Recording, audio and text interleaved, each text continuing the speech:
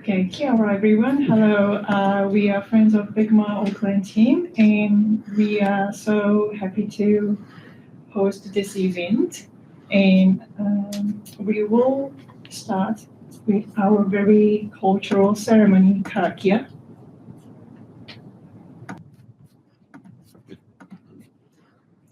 So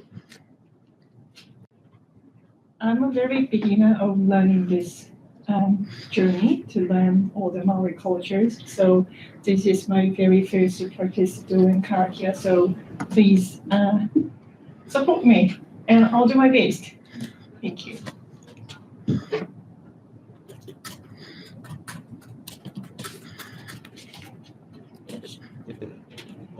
Tuta mai runga, tuta mai raro, tuta mai roto, tuta mai waho, kia tō ai te mauritu, te mauri aka ki katoa, e ni a mātou ki te mana whenua, ki a Ngāti Whenua Uruke. Okay. Ka mihi o ki te whenua nei, ki ngā tanga katoa kua hui mai nei I te reima, hoie, hoie, karakia.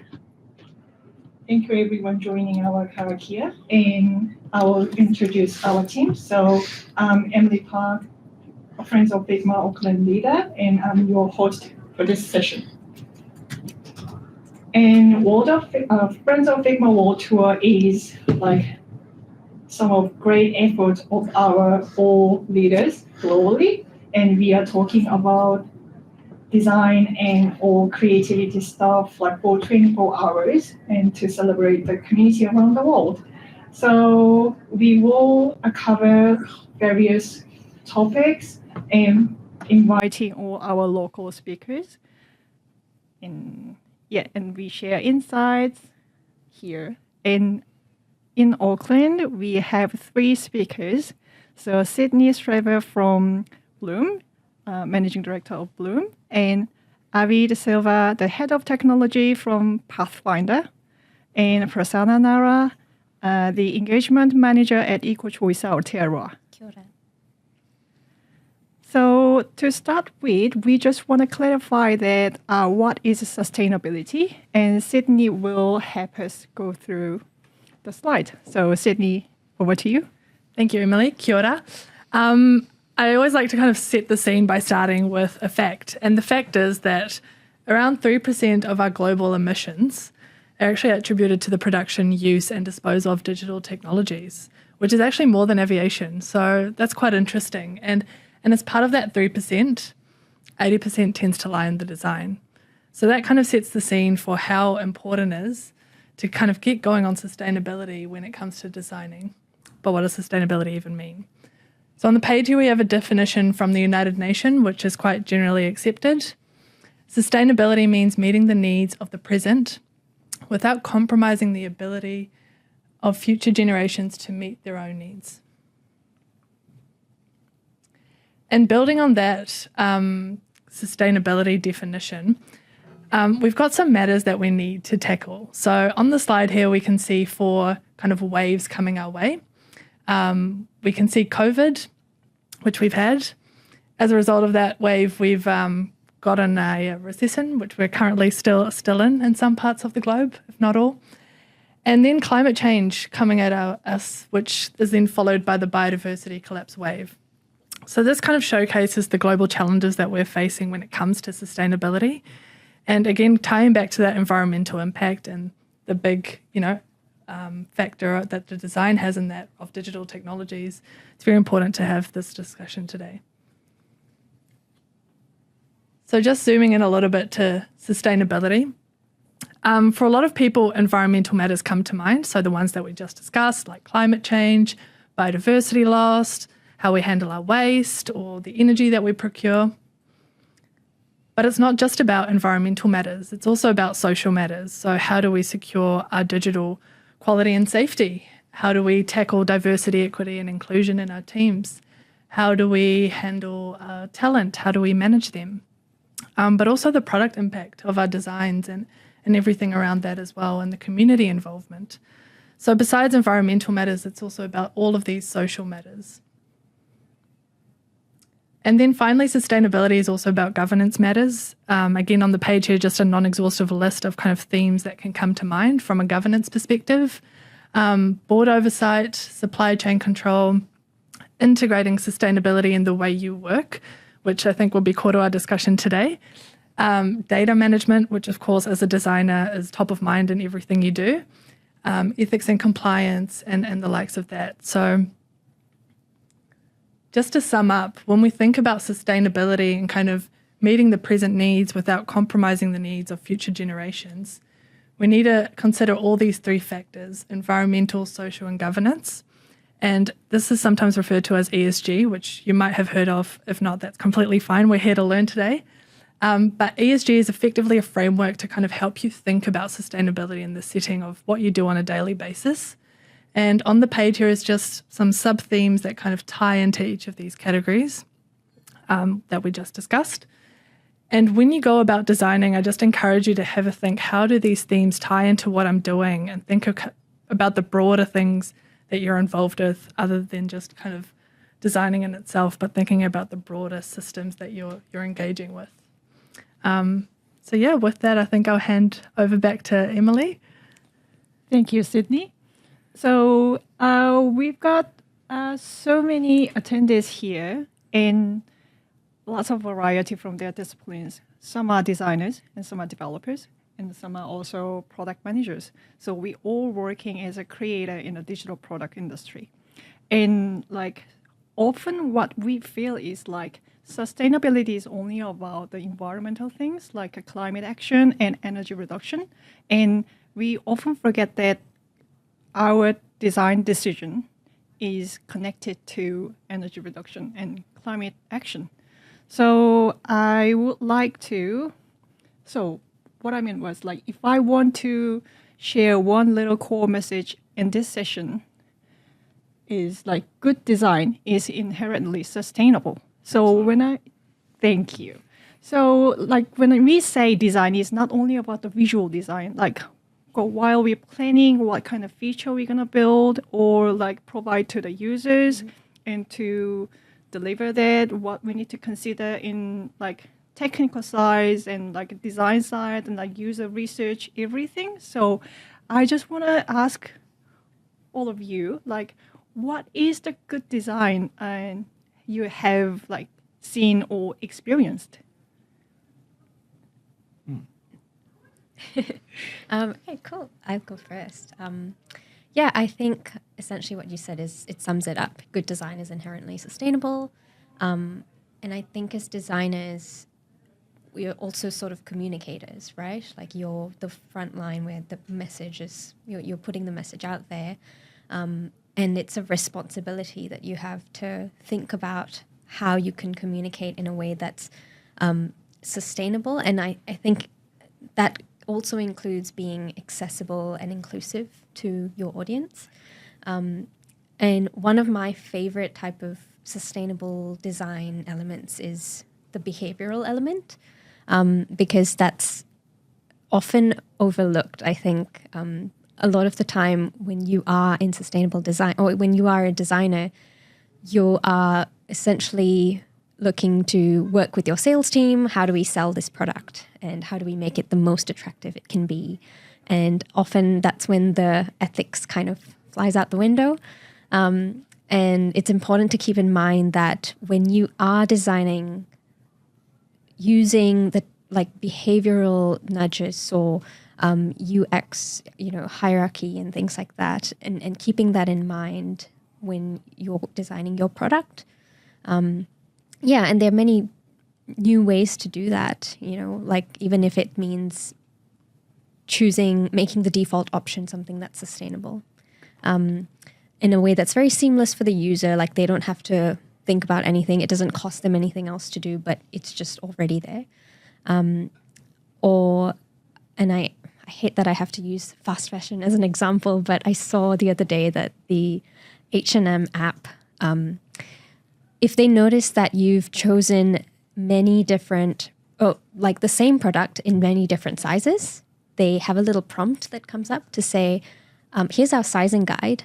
And buying many items and returning them actually has an environmental impact.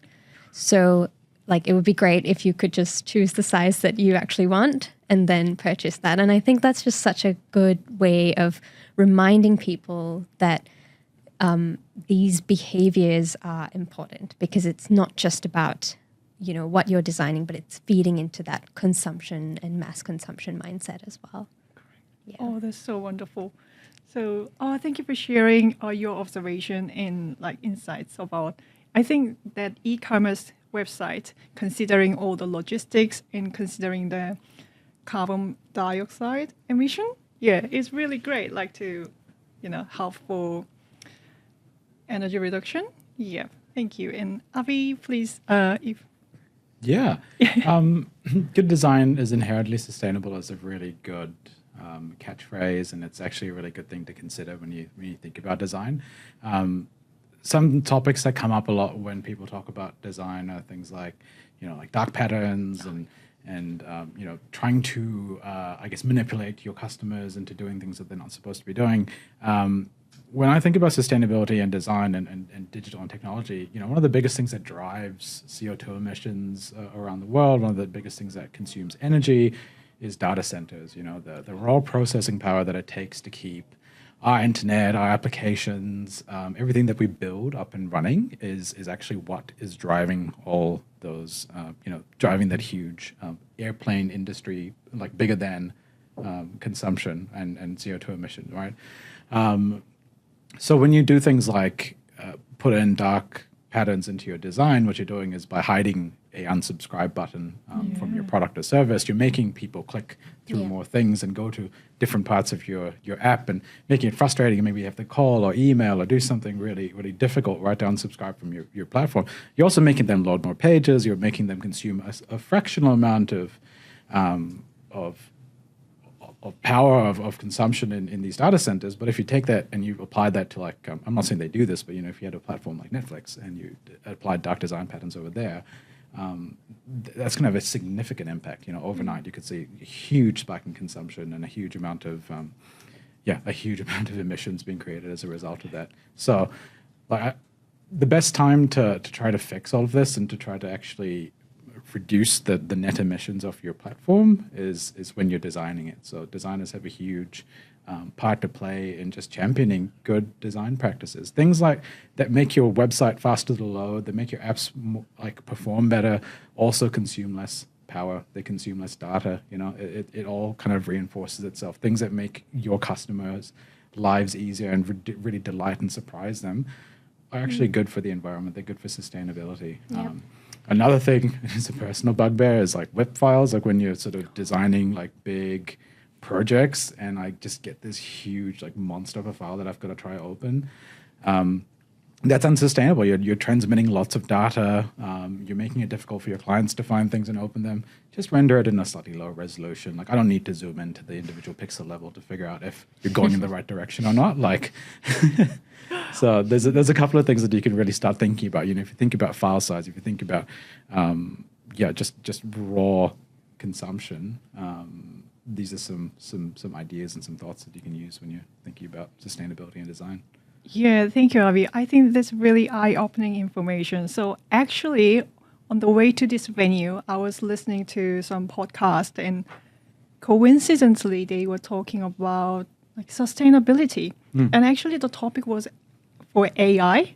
Then the speaker was talking about how the data center is consuming the water. So the AI technology is actually like affecting our environment. So as a designer and as a former developer, my understanding was like the good decision making for the product is for efficiency and some business strategy. But one step further, I haven't connected that idea to that like environment, but they are all connected, and it was really fascinating. And now you are just pointing that out, which is amazing. Sydney. Yeah, maybe just to add to the great points by Prasanna and Avi already, I think that the point of engagement is also very important. So obviously I don't have a designer background. I come from the sustainability angle.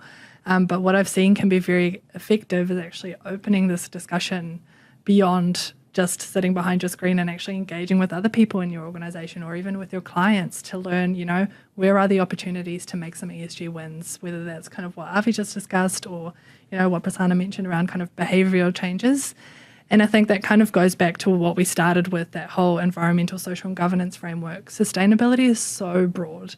So it's sometimes just so important to just sit down, get back to the drawing board and engage other people in where is the opportunity to make some quick wins and lower our emissions or, create a more social impact. There's different avenues to explore there as well. So, yeah. Yeah, I think trying to be in the room with those decisions being made is so important because as a creative myself, you're often the last end of the chain where it's like, we've made all the decisions and just go off and do this thing.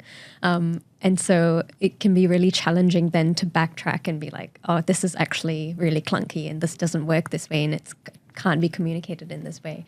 And I think, if there's a way for you to speak to people in your organization or your clients to try to help them make those decisions together, that would be stunning. Yeah, wonderful. Is there any more idea or thought you want to share? Because for this session, I really, gave you a special request that please focus on digital products, and because most of our attendees are working for digital product industry, so I appreciate all these insights from all of you. But if you could expand a little bit more, or if you could encourage more digital product practitioners to put their ideas for sustainability, is there any tips that you guys could share?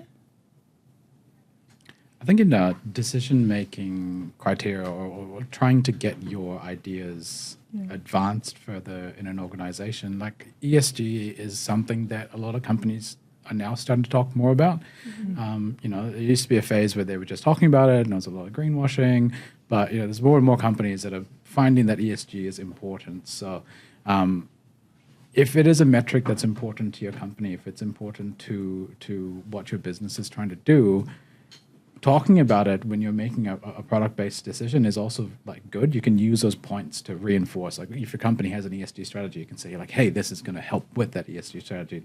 If we do this way, it's going to make our emissions lower. Or if you can find a way of quantifying that or qualifying that, that's a little bit of ammunition or a little extra way you can use to try to convince some more stakeholders within your business. So taking yourself from the last point to maybe a bit further up the chain. You might not be the first, but you can sort of look at it and maybe come at it from a few different perspectives. As a product design perspective,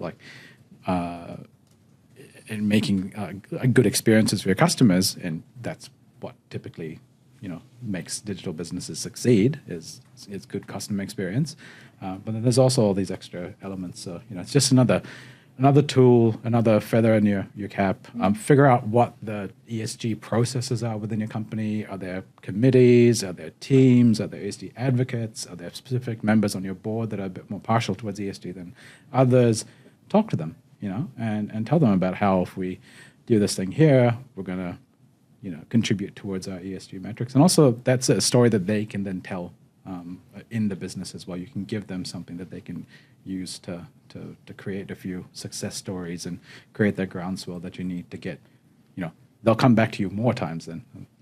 Yeah, and if you, that's a great way to sell yourself as well as a professional, because that if you can speak to that, if you can make the business case for sustainability, you are not just an amazing designer or product designer, you've got knowledge on all these other important things that companies really need help with. So, that's just going to be a great point of difference.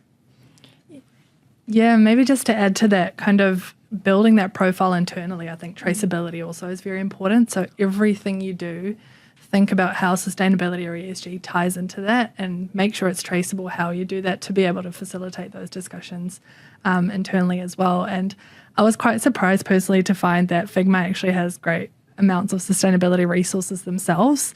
We might be able to share the links later on, but if you just go to the website and just kind of type in what Figma's sustainability house view is, there's abundance of resources there just to help you get started on this journey and make things a little bit more practical into what it even looks like in practice. So Wonderful.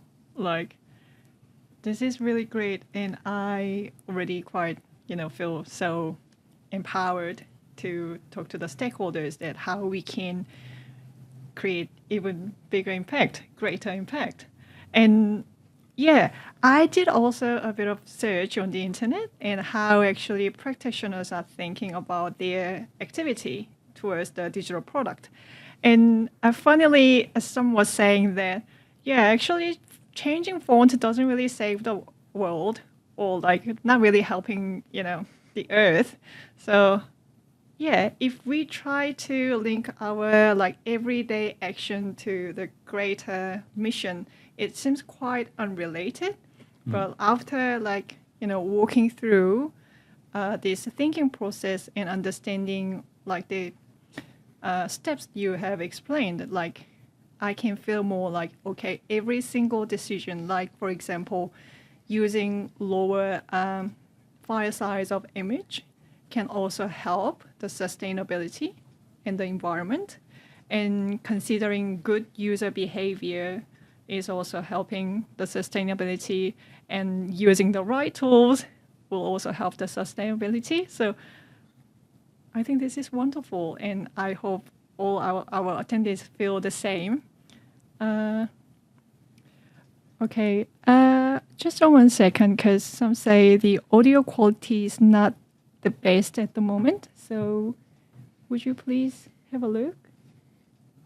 Okay, we'll try to talk to the mic a little closer. Hope that helps. Yeah. Alrighty.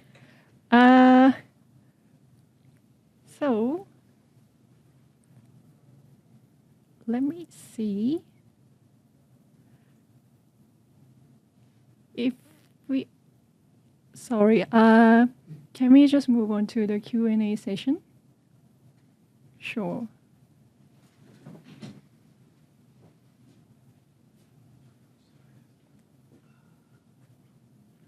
Or while like our operation team is helping us, if you want to share like something more, then please. Yeah, I was reading like a really practical example about how some design decisions, might have unintended consequences with sustainability, like the introduction of dark mode, for example. I think they did a study where like a large percentage of users dialed up their screen brightness to they like how dark mode looks, but then they actually had to increase their screen brightness and increase their energy consumption to actually make better, be able to use it better. So like there are some interesting things around that. So if you can actually, you've got some assumptions that you make with design decisions. If you can then get those metrics, I don't know how you get the details around screen brightness, like if you get that fidelity as a designer, but it is really interesting to think about, if you think, oh, I'm doing something really great for my users, and it's actually, if you think, like if you look at it if you're using like OLED screens, for example, that would be turning off a whole bunch of pixels on your screen, right, with dark mode. But then also people are just like bumping up the brightness to make. That's an interesting, that counter of the dark mode, but then the user behavior being like, oh, I can't see, I'm gonna turn this up now. Yeah. How are we going for sound, team? Does it sound better? Yeah. So yeah, for our attendees, we will be opening the Q&A session. So on our chat, feel free to just share your questions. Want me to read the questions out to you? That would be great. First question is from Carolina in Sydney. How would you recommend to keep our bits in sustainability, reg, emails, cloud space, as it's not easy to see server spaces augmented by AI generation? There's just so much rubbish. Oh, that's a great question. But I would like to share the question through very clear audio. So would it be possible? It's in the chat. Okay, I'll scroll up. Carolina. 518. Okay.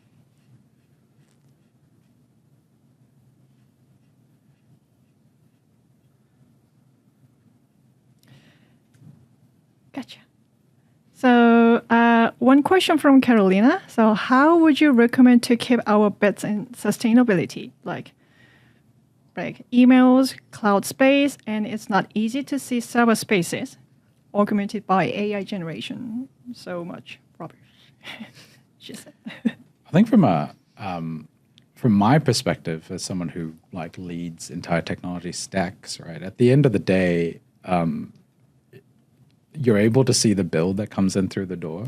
You know, the actual cost of all of this. Like Microsoft's not giving away server space for free. You know, it might be obfuscated maybe if you use like different apps. Like you know, you're not really seeing the impact of your storage costs on Figma, for example. You're paying a license or a subscription. But if you're trying to look at like internal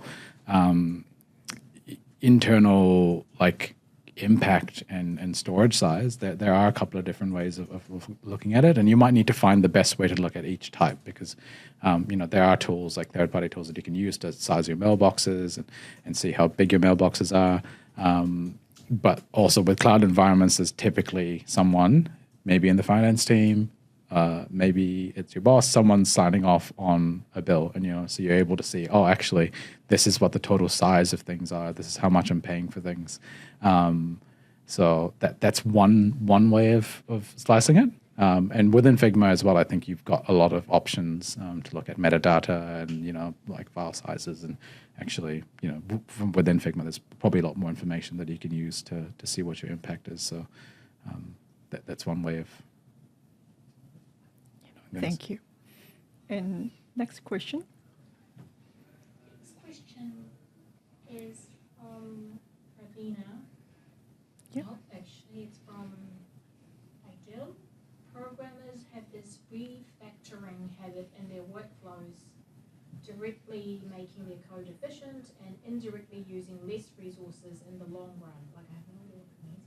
I'm curious how, as designers, we could instill a similar workflow. Okay. Also, could you share the timestamp? It's in the Q&A section at 5:25. Great. You also need to check your DM. Oh, yeah, 2 channels. Oh, yeah. So 225. So some of developers know the term refactoring. I mean, you definitely know that refactoring. That's a very tech jargon. So yeah, programmers have this refactoring habit in their own workflows, directly making their code efficient and indirectly using less resources in the long run. So I'm curious, how as designers we could instill a similar workflow. I have an answer, but I want to hear from some different perspective of as a non-designers. I think it for different companies and from different designers, it'll mean different things. But you know, if you look back at that, what I said earlier about sustainability and about consumption, and about how, you know, if you can reduce consumption in some way, shape, or form, you can have an impact on the sustainability of your product and service. So you could actually, you know, a good way to refactor or to recheck or to get a pulse check on if what you're doing is working, is just looking at those metrics. Is the app performing well? Is this new feature that I'm dropping into it, you know, making it more laggy, making the time to load increasing? You could actually look at things like that and actually build in rhythms of just checking and you know, like reassessing. So with code, it's really easy to see if you've got, like, you know, a repo and it's getting bigger and bigger and bigger and it's getting really unwieldy and you can't make sense of it, and you can't do things, and you know, stuff's starting to become hard to debug, then of course refactoring. People refactor, they rethink, they find new ways of doing things. They have to go back and check things and update things. But yeah, as a designer, you can bring in some of those practices as well. But it's about having maybe different flags. You might not see it as immediately as a developer would when they're looking at code and they're just like, whoa. That's a really good point. So if I translate that practice into more designer-friendly practice, is that one of the very important or very great practice is using design systems. So Figma is well designed for maintaining their design systems, so such as UI kit or documenting standardized UX patterns. So UI kit is more about group of reusable components. So when they establish their look and feels aligned with the branding strategy, so designers can pull the components for their screen design. So it increases the consistency, and of course, we are just maintaining one component in the centralized space.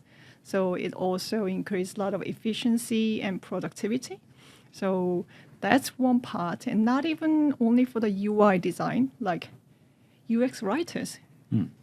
They write all the good copies and instructions and think about the call to action labels. So it's all also related to the user behavior on e-commerce and some other like marketing platform as well.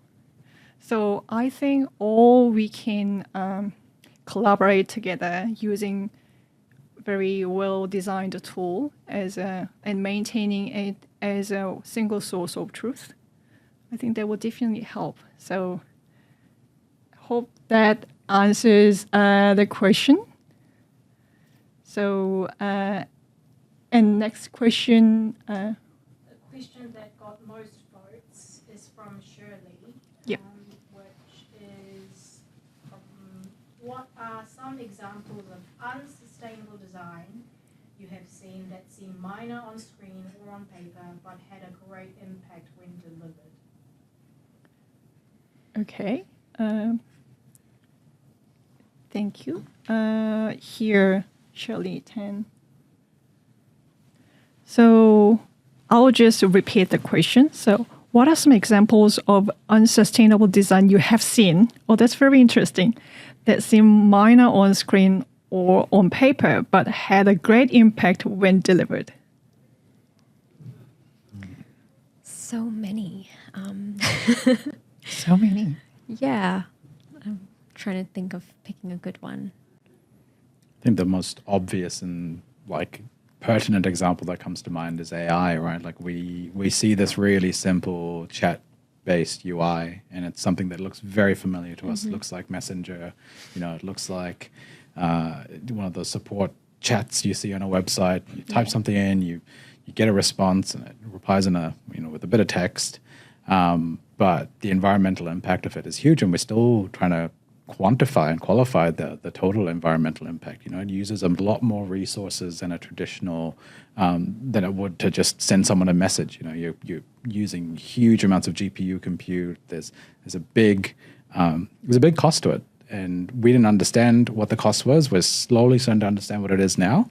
But it seemed so fun and so innocent and so easy right at the start, and then now you're starting to realize, oh wow, this is a massive impact. There's a massive cost to this. If an example of design is a whole application, then that sort of answers it in a very broad sense. But hopefully, I bought you some time to have a think. Yeah, I think that would be it for me. Digital products that, I think a lot of designers out there sometimes feel like they want to chase the new shiny thing, and I think that can be a very big unsustainable practice, as attractive as it is. Like I get it, but yeah, that runs on the latest OS and just means that if you've got an older device, it's outdated and you can't use it right. And I see this a lot with like even things like images, huge download times. Depending on if you're living in an area that doesn't have good connectivity, you can't get your work done. I used to live in a university dorm area, and I was working while I was living there because my partner was doing his master's. And sometimes like I would try to work with a client to get their latest web design done, and it would just not refuse to load. And I actually had to purchase like a different Wi-Fi program just so I could, a different Wi-Fi plan just so I could get through my work day without wanting to cry or like run down to a local cafe or something. So yeah, I think thinking about that, you know, access, like, yes, it looks amazing on the App Store, but like, who is it leaving out? You know, like, who are the, like, it's great that you're making a product, but yeah, are you excluding people when you're doing that? And if so, how can you make sure that you've also got a product that they can access? Oh, that's great. Yeah, maybe just to add to those great points, I think sometimes there's organizations that already kind of inherently have a sustainable proposition, either a product or a service, and they feel that that kind of gives them a freebie to create unsustainable design because they feel like they have that free pass to, you know, tag on to their sustainable product or service, which does value that, but then the design around that doesn't. So just an encouragement to just think again, bigger picture around that as well. Yeah, great. Yeah, so I just want to share my experience. Like when I was a developer, like in our company, we had some kind of protocol just before deploying our new feature. So I think developers all know that the browser compatibility, device compatibility. So those things actually help supporting more like legacy devices. I think that's like meant for huge inclusion of like users. I didn't know that action is actually really meaningful for sustainability. Again, I didn't connect. Yeah, and I think that's the whole point of this conversation, which is that you might already be doing lots of sustainable things just by trying to be a more efficient designer or having these protocols in place. And it doesn't always mean that if you know you're going out of your way. Like obviously, it's great to take additional steps and try to learn more about how this relates to your job, but chances are that you've already implemented some of it without even knowing that it is sustainable. Exactly. So everyone be proud of your good decision making through the process. That's what I wanted to tell you. Good design is sustainable, right? Yeah. So we want to move on to the next question. So Okay, the next question is from Kev. And what's a common myth about sustainability in design? I think some of it has been answered. Or in general, that you reckon needs to be binned and why? okay, I want to repeat the question. So could you give me the coordinates? So which panel, what time? Kev, what's a common myth about sustainability in design or in general that you reckon needs to be binned and why? Right.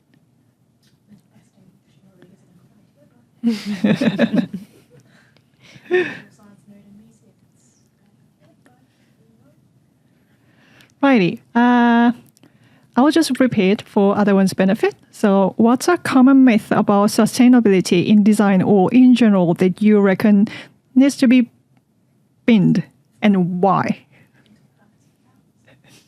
Like we actually have more staffs like operating this show, some kind of show. And like there is a really great mentor who wants to share her opinion, but sorry, not this time. Maybe some other opportunity we will invite her. But we have really amazing speakers here. So could you just share your thoughts, please?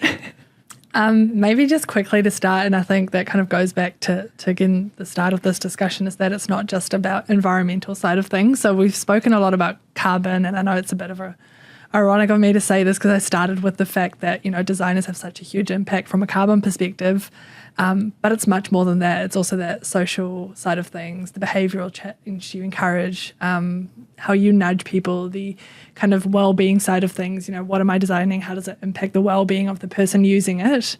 There's a lot of talk about kind of well-being now and digital technologies, obviously, and that having negative effects. So yeah, just that bigger picture thinking again. So I think that's a common myth, is that the focus lies on just energy and carbon, which is very exciting and important to talk about, but it's more than that. Yeah, I think also just the very simple, I think one thing we haven't really spoken about is greenwashing. And if for those who don't really know, greenwashing is when a company claims to be more sustainable than it actually is. And that can also mean communicating that it's more sustainable than it actually is. So companies that often spend more money on their marketing budgets than they do on their sustainability budgets. And I think sometimes when it's easy for designers or communicators to get caught up in that if you're not careful and if you don't really understand what it is that you're communicating. So, a common thing we used to see is just slapping on a green leaf on things. And, if this website's made and it's got pictures of rivers and streams and everything like that, surely it's a sustainable initiative. Surely. Or if they're contributing to this charity, surely. But no. So just, I think, being mindful of what it is that you're actually creating or, who you're working with and what they're actually wanting to achieve, going a bit deeper and, encouraging the rest of your team as well to learn up a bit more about it. I think a big myth or maybe a preconception that I'd like to maybe not bust but challenge is that, often we feel like our impact or our ability to make an impact is limited, and it's really not. You were just talking about how you made sure that when you were deploying code that you were checking device compatibility, browser compatibility. What that's allowed you to do is actually make sure that a wider range of people get to access the products and services from your company. They don't need to buy new devices to keep up with things, or they don't need to, miss out on experiences altogether. That's still part of that whole ESG cycle, is making sure that people are included.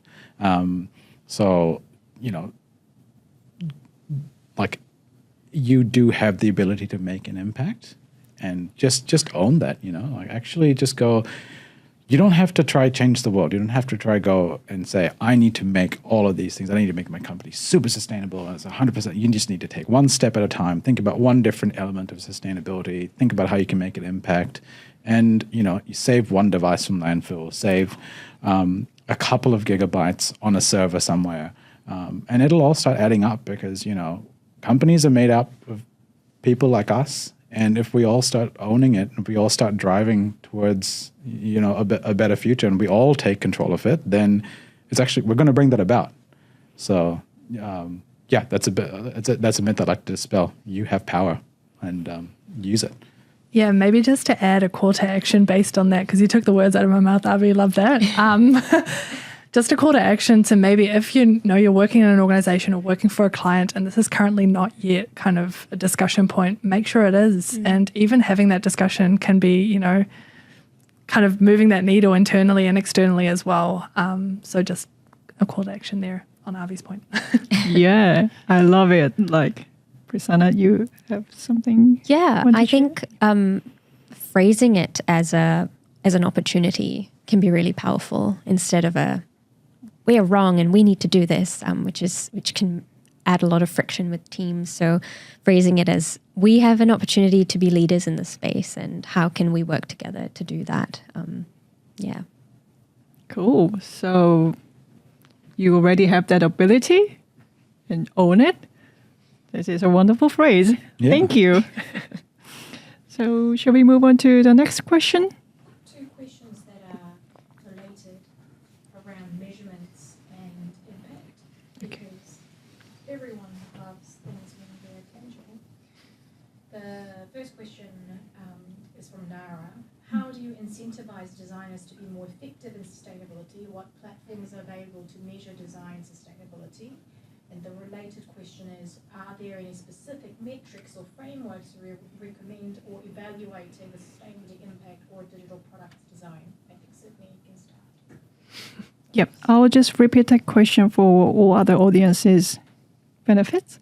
So how do you incentivize designers to be more effective in the sustainability? What platforms are available to measure design sustainability? Please. Great question. So in terms of incentivization, I think there's heaps of ways to go about it, but a common trend globally at the moment is kind of remuneration around this. So getting paid for your performance related to sustainability. And I think most of us listening in today for long, if you work for an employer, you get your bonus based on financial results if you meet your targets or the likes of that. But we're increasingly seeing sustainability and ESG come into that as well. So there might be an opportunity to get that financial incentive going, to encourage that and maybe gamify it a little bit and take it from there. Cool. I think if you're in a large corporate, it's potentially a bit easier to measure the impact of sustainability and to try to incentivize it, as you said, because you'll more than likely own a lot of your own infrastructure. You'll be trying to reduce consumption, reduce the amount of storage costs, reduce the amount of compute that you're utilizing, and you can measure it today, and you can go, well, how much am I using right now? And if we're going to apply sustainable design processes and principles to our app, to our website, to our product, what's the net reduction in cost? And you can, democratize it a little bit, share that with your staff, add that to their bonuses. There's a few different ways that you can look at it, and you can actually start to, incentivize it, because it is a huge, the bigger your company gets, the bigger your business gets, the more users you reach, the bigger those costs get, And if you have a 5% reduction in cost for one customer using your service, that's if you've got a couple of 100,000 customers, that's going to be a really big impact at the downstream. Yeah. Another thing is that a lot of companies are starting to report on their sustainability metrics and their goals, and so you might not have to do all this work in trying to come up with a new way of measuring sustainability. Your company might already be doing a little bit of that. They might be doing a lot of that. So try to look at what's already available and what's already out there. Wonderful. Yeah, and sorry, just quickly to Avi's point, also try to take ownership of that. Look at your sustainability report if there's one in your organization and go through it. And I'm sure there's something around what you're doing in that report, and kind of think about how you can leverage your role to influence that and work towards more positive, keep KPIs around that as well. Yeah, no, great points. And I think it is already an incentive by itself, because you could literally turn that into a story and talk about how that's an amazing case study for your organization. Because that's something that more people are wanting, and it's in itself an incentive to have sustainable design. Wonderful. Yeah, for our interest of time, I think we got 2 minutes to answer one last question. One last question. Naughty, my own question. Okay, from... Expand on how increased efficiency in digital products inherently increases profit for the company, because it leads to cost savings, reduced server load, faster load times, because I think that's the kind of narrative you don't often think about as designers when they hear the term sustainability. And I think that's a big talking point for designers to realize they have a huge part to play. So I'll repeat the question for you. Yeah. What is the most important thing for designers to learn about their part in making a digital product efficient, and how that relates to cost savings for the company? Okay. It was a really long explanation, but to make it short, so the question is about, as a product designer, how they can contribute to the digital product and the business in terms of the efficiency. Well, I think it's learning to speak in a language that is important or is valued by the wider business and the stakeholders at sort of that top end of town, at that C-suite level or the managerial level of your company. So you need to, I guess, be able to communicate how your design, how what you've done has led to reduce cost through, just faster performance of the application, means we're using less time on the server, blah, blah, blah. Like you have to actually start thinking, apply almost a systems thinking perspective to, I've done these 3 or 4 actions, but what is the actual net result on the business? And it's less important to know what specific thing to talk about, and it's more important to try to figure out how you talk about it. And it's an evolution. Like you have to keep trying different things. You might say something to one person, it really hits home with them, but you might talk about faster load times to somebody else and they go, well, what does that mean? You can say, well, we're able to acquire more customers. Conversion rates have gone up. That it's more profitable for our business, but it's also reduced costs on our servers. It's made our business more efficient at running. It's, there's a few different, find what's important to your stakeholders and then make sure you're addressing that. Yeah, perfect answer. I'm all about communication, so that's definitely what you'd be wanting to do, learning how you can make that business case for good, sustainable design. Brand, loyalty, consumer trust, that's a huge incentive for businesses. And if you can actually communicate how your design has done that through these various ways, because maybe, like Avi said, load time and, smooth design or something might not mean much to different people. But if it's actually converting people, if it's actually bringing in customers, and if it's delivering that long-term value, then, you're already making a really strong case for why it's important. Yeah, maybe just to close that up, because I think the answers are great already. But when we talk about, value creation when it comes to sustainability, cost is obviously one of kind of the 3 buckets that we can look at. So lowering costs is one. The other bucket is kind of growth, what Prasanna already alluded to. So business growth around what you do in your sustainability design. And the third one is around risk reduction, which I think is also very important when you have those internal discussions. When you make these decisions more consciously, you're reducing risks related to the things we've spoken about, reducing risks related to energy and carbon exposure, gearing up for climate change, thinking about kind of the social impacts of what you're doing. And I think it's also important to consider that lens in the discussions you're having as well. Great. Thank you, everyone. I think this is the last bit of our main part. And we will also do closing karakia at the end of this session. So please stay online if you can. And Alex, move on to the next slide. Very important thing for our audience. So which question did you guys most enjoy? What is the best question?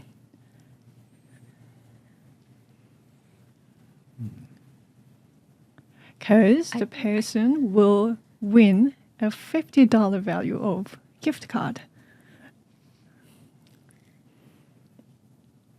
I'm trying to remember all the questions. I'm thinking they've all kind of merged into. Which one was most actionable for people to actually go away and think, hey, this is what I can do tomorrow to actually make a difference? Yeah. Trying to, I can't remember. Sorry, do we have a list of?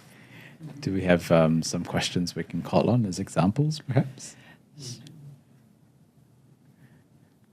I feel like there was one in that we chained 2 questions together. I quite liked both of them, but maybe if we can examine those too. Impact and measurement one. Yeah, impact measurement. Yeah, and I really like how can you incentivize? Incentivize. Oh, that's true. Yeah. Yeah. Coming from that finance. I know. Tech finance bro. Can yeah. you tell? All about them incentives. So. Yeah, And this is an incentive for participating. So that's true. maybe Yeah, there's an okay. alignment there. So let's, if we all agree on I that. agree. Because yeah. at the end of the day, you need to get those incentives to get the broader team on board as well. Absolutely. So Yeah. let's encourage this individual to Right. go ahead. Cool. So, team, who asked that incentivized question? Could you? Okay, Nara. So Nara will receive a $50 gift card. So please contact Friends of Figma Auckland through our official channel on our Figma community website, or please find me on LinkedIn. So I will assist you to claim or redeem your gift card. Thank you. So this is heading to the end of the session, and we would like to introduce our next speaker. Actually, our neighbor, Wellington, will talk about the future favors the curious. And yeah, please stay online. And before joining the session, just have a little break, take some water, like stay hydrated. And Friends of Figma World Tour also want to get your feedback, and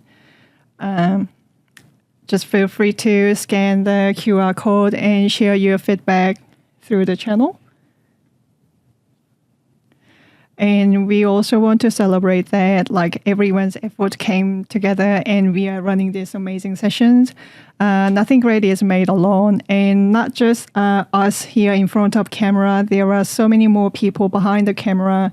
So Walter, our co-event organizer in Friends of Figma, has been operating all this studio, and Alex from Content Box, which is a podcast agency, has helped all the camera works.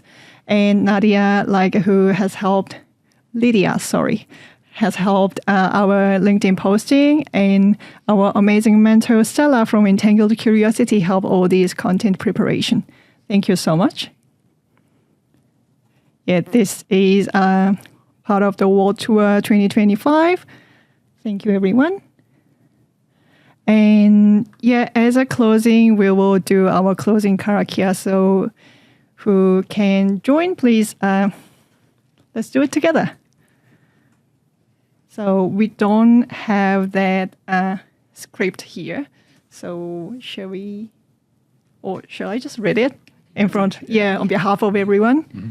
Yeah, so unuhia, maiteru tapunui, kia watea kia mama, tenako, te tinenana, te hinenaro, ite ara te karu, koirare ongo, e kakairia e kekeronga, kia tina hui e tai kie. Thank you.